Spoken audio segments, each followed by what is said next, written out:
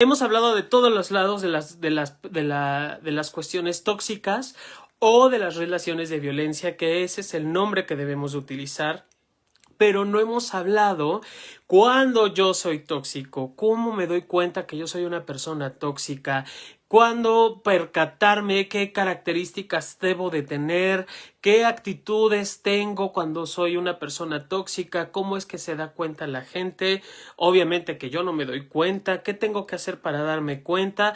Vamos a abordar un poquito acerca de este tema de la toxicidad o de las relaciones, vínculos de violencia protegidamente, como siempre lo decimos, con mucho cuidado, mucha atención, de la forma más saludable y sobre todo para dejar de lado como todo el estigma, todos los mitos y aprender a utilizar esta información en un beneficio personal para el crecimiento y el desarrollo del ser humano. Ya saben que todos nuestros temas van enfocados hacia esa parte para que podamos crecer como personas, como seres humanos, tener este desarrollo, este crecimiento, el darnos cuenta de en qué parte de nosotros tenemos un lado oscuro, poderle dar luz a esa oscuridad y seguir creciendo y obviamente tener mejores relaciones o relaciones de mejor convivencia. Y bueno, me encantaría comenzar con una frase que dice Confucio: si te topas con gente buena hay que imitarla, y si te topas con gente mala hay que examinarse. Confucio deja muy en claro en esta frase qué tenemos que hacer. Porque si yo me estoy relacionando con personas tóxicas o hay cerca de mí personas tóxicas, eso me habla más de lo que hay aquí y acá que lo que son esas personas. Tengo que echarme un clavado dentro de mí, empezar a observar qué me está pasando, qué estoy sintiendo, qué estoy experimentando, cómo me estoy moviendo, qué cuestiones o qué situaciones estoy generando yo para que estas personas tóxicas, quiero entrecomillar, sigan apareciendo en mi vida, y qué tan tóxicos estoy generando yo mi propio ambiente para que las personas se sientan o vivan esa toxicidad a mi lado. Confucio desde aquellos tiempos pues ya nos estaba hablando desde esta perspectiva de la respuesta no está en el otro sino dentro de mí. Entonces, ¿qué debemos de tomar en cuenta? Lo primero que quiero aclarar es que este tema sí necesita un espejo. Me refiero no a un espejo físico, sino tener la honestidad y la claridad de que va a ser un poco complicado o difícil poder aceptar a veces lo que estoy a punto de escuchar, porque me hace una referencia total y absoluta y plena hacia mi persona.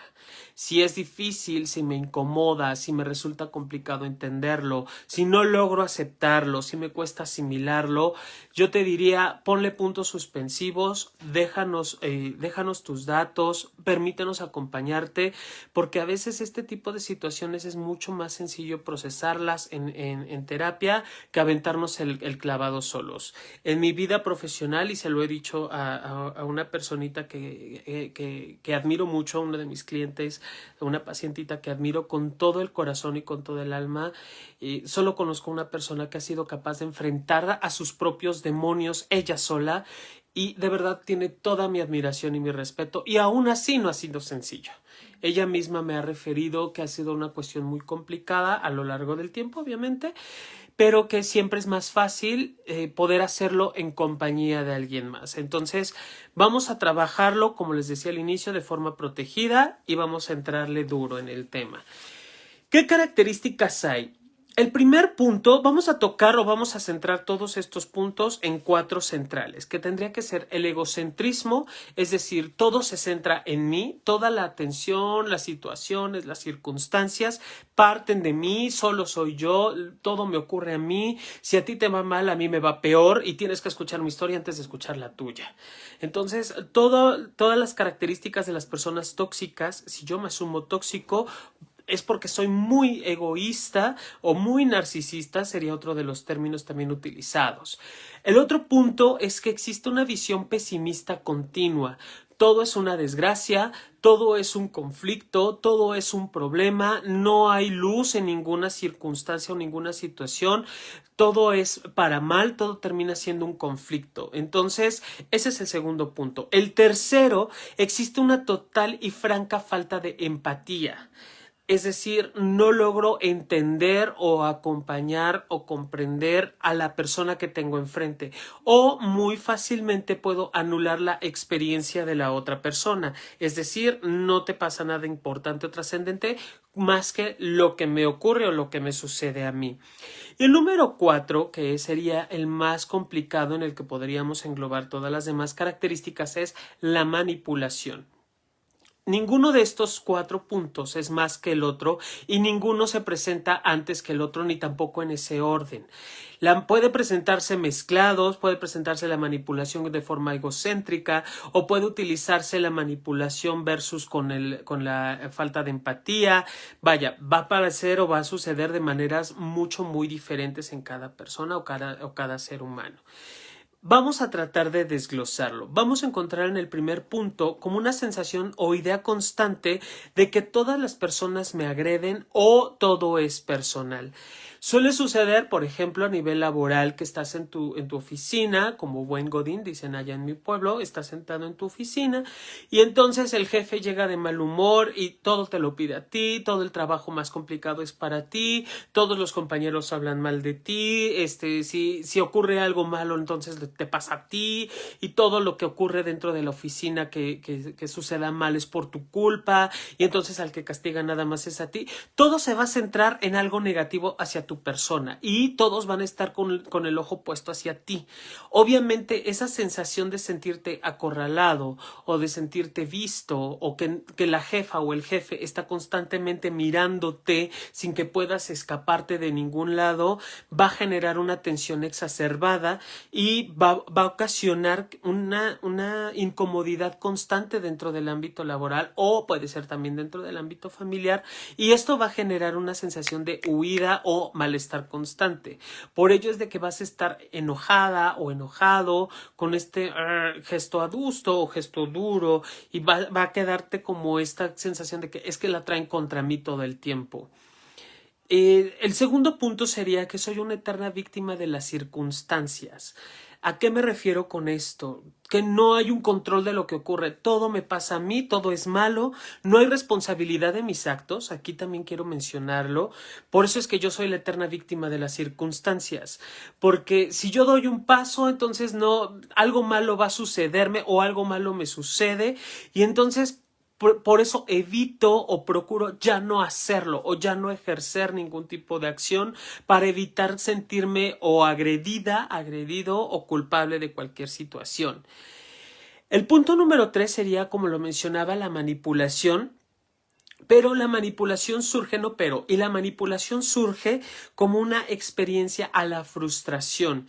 Es decir, voy experimentando tanta frustración, retomando el ejemplo de que todo el tiempo me están mirando, me están observando, me están viendo, que comienzo a sentir esta frustración de verdad, de ya nada me sale bien, de que todo lo que estoy realizando dentro de la oficina o dentro de mi casa no está bien hecho, que comienzo a generar una manipulación, comienzo a utilizar o bien las cuestiones de seducción que tiene que ver con los sentidos, la sensualidad, los sentidos.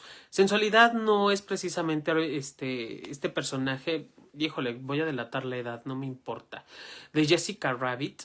O un personaje ultra sensual. ¿Quién sería muy sensual en la época moderna? Híjole, pues una Barbie, ¿no? No sería como un personaje de este tipo. Sensualidad hace referencia a los sentidos, es decir, que con los 5 sentidos están tan exacerbados o tan expuestos que están tan sensibles que la gente con facilidad los puede percibir. Entonces me convierto en una persona súper sensual y a partir de mi sensualidad voy a manipular los actos o los hechos de las personas que me rodean. Esta manipulación, les repito, surge a partir de esta frustración constante que va experimentando la persona. Esto, por lo tanto, me lleva al siguiente punto, al punto 4, que es la agresión. Esta agresión puede ser física, donde ya hay un tipo de contacto, puede ser desde un simple pellizco, puede ser los famosos mapes o zapes, como les llamen en la localidad de cada uno de nosotros. Puede ser también un pequeño jalón de oreja o pueden ser de tipo psicológico. donde ya no existe el contacto, sino existe la palabra o la anulación. Cuando hay palabra, puede ser una palabra altisonante o puede ser una palabra que sea descriptiva a la persona, que transgreda los límites de la persona, o bien que anule la existencia de la persona. Puede ser de cualquiera de esos dos tipos de agresiones. De allí nos vamos al quinto punto, que siempre estoy mal. Haga lo que haga y como lo haga, todo sale mal. Por lo tanto, genera estas experiencias de emociones negativas. ¿A qué me refiero con emociones negativas? Recordemos que no hay emociones negativas. Quiero ser como muy enfático. Sin embargo, sí podemos hablar de estas emociones como más tirándole a lo no tan divertido, o que más que subir nuestra energía emocional, lo que van haciendo es bajarla, como la tristeza, la ira, la envidia, la culpa, la misma frustración, el enojo. Estas emociones suelen ir muy constantemente o suelen ser acompañadas de toda la demás gama de situaciones que hablábamos, de la agresividad, de la sensación de malestar, del ser víctima, etcétera. Pareciera ser que son constantes o que son el pan nuestro de cada día. A partir de allí tenemos un sexto punto, que serían como las críticas constantes a las personas. Estas críticas suelen ocurrir o suelen manifestarse incluso más hacia las personas que no se encuentran en el lugar. Suelen ser críticas nada constructivas, y es más, yo digo que no hay crítica constructiva. Desde mi experiencia y lo que yo he trabajado con algunas personas en terapia, la crítica no es constructiva, se critica y ya. La cuestión de utilizar la crítica es que las personas van utilizándola como una forma de agresión o de violentar a la persona que no se encuentra presente, como una forma de supremacía, podríamos decir incluso, o de darse un lugar o una posición diferente para evitar sentirse lastimada o lastimado. El punto número 7, esto nos lleva al 7 también, que es la famosa frase "yo soy así", donde ya deja completamente de lado la posibilidad de un cambio o la posibilidad de un crecimiento como persona. Cuando yo escucho esta frase de "yo soy así", nos deja como muy en claro que la persona no desea cambiar. Y entonces utiliza esta frase para agredir, para violentar, o para... Es que yo soy así de franco y si te parece, ¿no? O si lo quieres aceptar, o no mido la voz, o no mido las consecuencias de mis palabras, o el tono de mi palabra, y entonces te lo suelto así como está, y puede resultar muy violento para quien lo recibe. Por lo tanto, retomamos el punto de que no hay empatía, o nos vamos construyendo una personalidad un tanto egocéntrica e incluso agresiva. Y un punto número 8, con el cual podríamos cerrar los otros 4 que les había mencionado al inicio, es que necesita una constante aprobación. Todo esto surge porque hay una necesidad de aprobación y de afecto. Todas las personas en estas necesidades básicas, que bien lo menciona Abraham Maslow en su pirámide de necesidades básicas, todos los seres humanos necesitamos aprobación, necesitamos cariño, necesitamos amor. Si yo vivo o soy una persona que ya descubrí que de estos 8 puntos, pues yo cumplo 6, y me pongo a revisar en la tabla de afectos o necesidad de afectos, que soy una persona que vive constantemente rechazo por el espejo, por mí, no por el entorno, que asumo que me cuesta mucho trabajo hacerme responsable de mis actos, que me cuesta mucho trabajo reconocerme como ser humano, como persona, entonces podríamos ponerle allí también una palomita de que es muy importante recibir la atención y los afectos de las personas que me rodean.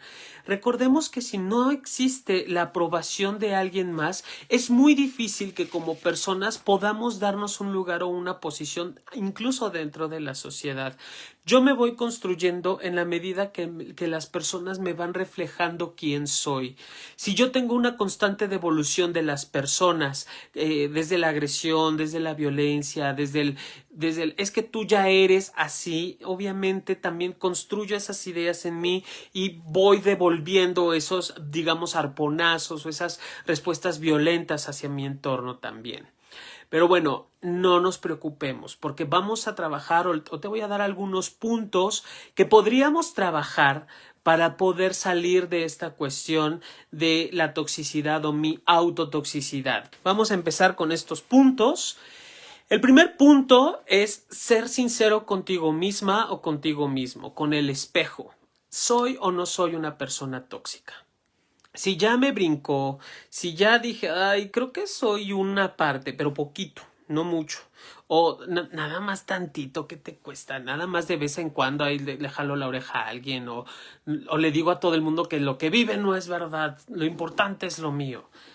Si yo creo que por lo menos 2 o 3 puntos son características mías, yo te digo, sé más honesto, sé más honesta contigo mismo, contigo misma y de verdad ábrete a conocerte.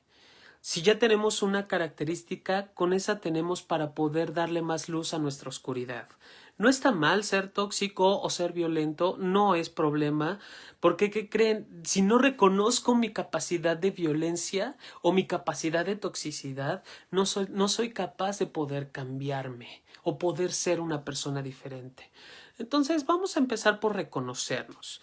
El segundo punto sería analizar el interior en busca del origen de dichas cuestiones o de dichas conductas. Me toca revisar a ver cómo empezó, hace cuánto, qué características hay. Hay ocasiones que existen ciertos medicamentos cuando estoy sometido en una situación o de estrés, o porque estoy bajando de peso, o porque estoy en una dieta muy rigurosa, o porque tengo una presión laboral muy fuerte. Hay muchas características que pueden estar aledañas a los cambios de humor constante y sobre todo a vivir experiencias de enojo muy frecuentes. Tengo que estar como muy al pendiente de mí mismo, reconocerme de mí misma y reconocerme y saber en qué momentos son los que me enojo, en qué momentos pierdo la cabeza, en qué momentos siento que ya no puedo con esta toxicidad y ¡pum! Me bota. Eso es como empezar a reconocer y a darme cuenta cómo, cuándo y dónde, cómo empezó. Después, empezar a generar algo que le llaman autoestima, aunque quienes me conocen y quienes han seguido los lives que voy llevando yo en particular, me hago responsable, yo, Jonathan Ismael, porque hay quienes me conocen por Ismael. Allí yo diré, hay que desarrollar el autoestima, yo no estoy muy de acuerdo en ese concepto, pero sí tengo que desarrollar un concepto de mí mismo o de mí misma, una idea llena de amor y de desamor y reconocer en qué puntos o qué perspectivas de verdad me caigo gordo, en donde ya no me tolero, en donde digo de verdad le hace falta miel a mi vida y yo solito ya no me tolero. Y darme cuenta cuáles son esas peculiaridades para a partir de allí empezar a desarrollar esas habilidades que requieren más atención para quitarle esa parte áspera de mi personalidad, porque imagínate, si para mí yo mismo resulto ser incómodo o para mí mismo, para mí misma resulta ser áspero, imagínate para las demás personas. Entonces, sí es poner atención en esas características para poder acompañar o poder estar con las demás personas. Aceptar a las otras personas como son y respetar su forma de ser. Aceptar no significa que tengas que rendir pleitesía, no significa que tengas que tragarte todo lo que te están diciendo, es solamente ver, te respeto como estás y de allí no me voy a meter. Y aquí me encanta siempre meter el tema, por ejemplo, de las cuestiones religiosas. Conozco o hay personas que se viven como muy creyentes de una ideología y a partir de que creen que esa es su verdad, obviamente lo que quieren esas personas desde su verdad es que todos vivamos la verdad, su verdad. Pero cada uno de nosotros tenemos una verdad diferente y más en cuestiones de fe. Entonces, lo que podemos hacer es respetemos a las personas como son y como están. Si alguien me pide una opinión, retomando esta parte de la fe o de las creencias, si alguien me pide una opinión o me dice, oye, ¿y tú en qué crees? ¿Me puedes enseñar? ¿Me puedes acompañar? Ah, por supuesto que lo hago. Pero si no es así, entonces me toca respetar sus creencias. buscar cosas buenas en mí y en las otras personas. Porque también tengo cosas buenas. Esto que les mencionaba de la oruga cuando se va a transformar en mariposa, la oruga va buscando todo, va buscando la buena rama, va buscando el buen árbol, va buscando la buena hoja, va buscando el buen clima, va buscando el buen momento, la buena temporada, va buscando cosas buenas para ella para poder transformarse. Lo mismo pasa con nosotros como seres humanos. Tenemos que encontrar todo lo bueno de nosotros para poder generar una transformación. Si no, ¿de dónde nos vamos a apoyar o en qué nos vamos a apoyar? Es como si nos quitaran todos nuestros apoyos. Tenemos que reconocer en dónde estamos parados y qué tenemos, qué armas o qué herramientas ya tenemos para afrontar la vida, para confrontar nuestra existencia. Y un punto muy importante es busca apoyo terapéutico. Si ya te diste cuenta que hay cosas que puedes mejorar, que podemos crecer en conjunto, busca ayuda. De verdad, el encontrar un apoyo terapéutico siempre es viable y siempre es factible. El apoyo terapéutico, los terapeutas nunca te vamos a juzgar. Un buen terapeuta nunca te va a juzgar, nunca te va a criticar. ¿Y qué crees? Nunca te va a decir por dónde te vayas o qué tienes que hacer. Te va a dar una mirada diferente, pero a partir de tu perspectiva, de tu mismo andar, de tu mismo camino. Para eso necesitamos conocerte, para saber quién eres y por dónde te mueves y a partir de ti ayudarte a encontrar una solución que sea lo mejor y lo más adecuado para ti.